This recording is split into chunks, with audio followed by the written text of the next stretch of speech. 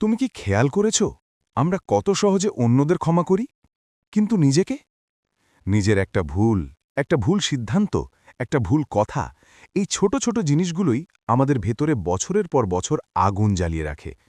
তুমি হয়তো কাউকে কাঁদিয়েছ, হয়তো কাউকে ঠিকমতো আগলে রাখতে পারোনি, হয়তো নিজের স্বপ্নকাই নিজে ভেঙে ফেলেছ। আর তারপর থেকে নিজের ভেতরের বিচারকটা আর চুপ করেনি। সে প্রতিদিন বলে, তুমি ব্যর্থ, তুমি পারোনি, তোমার কারণে সব নষ্ট হয়েছে।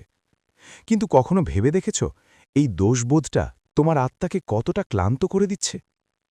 আমরা একটা ভুল করলে কি করি জানো? আমরা নিজেকে শাস্তি দিই, হাসি থামিয়ে দিই, স্বপ্ন ছোট করে ফেলি, নিজেকে আনন্দ পাওয়ার অধিকার থেকেও বঞ্চিত করি। আমরা ভাবি নিজেকে কষ্ট না দিলে আমরা বুঝি দুর্বল হয়ে যাব।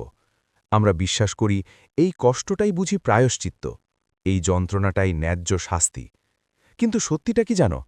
নিজেকে কষ্ট দিয়ে কোনো ভুল কখনো ঠিক হয় না, বরং ধীরে ধীরে আমরা নিজের ভেতর থেকেই ভেঙে পড়ি। একটা গাছ যদি ভেঙে যায়, তুমি কি তাকে আরও আঘাত করো? না, তুমি পানি দাও, সময় দাও। তাহলে তুমি নিজেকে কেন শুধু আঘাতই দিয়ে যাচ্ছ? নিজেকে ক্ষমা করা মানে ভুলকে অস্বীকার করা নয়। নিজেকে ক্ষমা করা মানে ভুলকে ভুলে যাওয়া নয়। নিজেকে ক্ষমা করা মানে ভুলটার সামনে দাঁড়িয়ে বলা, হ্যাঁ, আমি ভুল করেছি, আমি মানুষ, আমি নিখুঁত নই। ভুল করা মানুষের স্বভাব। যে ভুল করে না সে শেখেও না। তুমি যে ভুল করেছ সেটাই তোমাকে শেখাচ্ছে তুমি কে আর তুমি কি হতে পারো।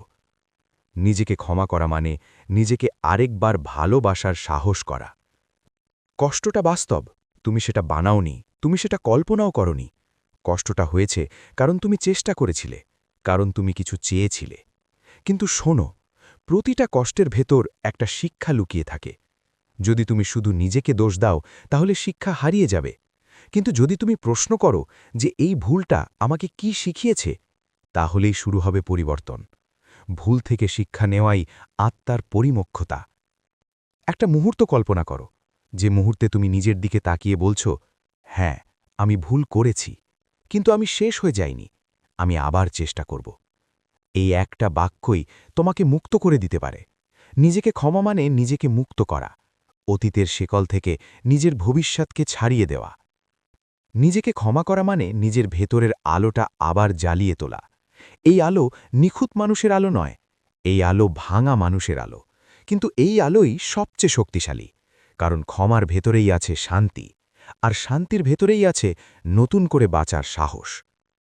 শেষ কথা শোনো, নিজেকে ক্ষমা করা কঠিন, কারণ আমরা নিজেরাই নিজেদের সবচেয়ে কঠোর বিচারক।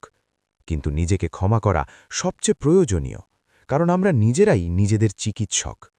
ভুলের জন্য নিজেকে ঘৃণা নয়, নিজেকে ভালোবাসাই তোমার পরিত্রাণ। তুমি এখনো এখানে আছো, এর মানে তোমার গল্প শেষ হয়নি। এর মানে আল্লাহ তোমাকে আবার শুরু করার সুযোগ দিয়েছেন।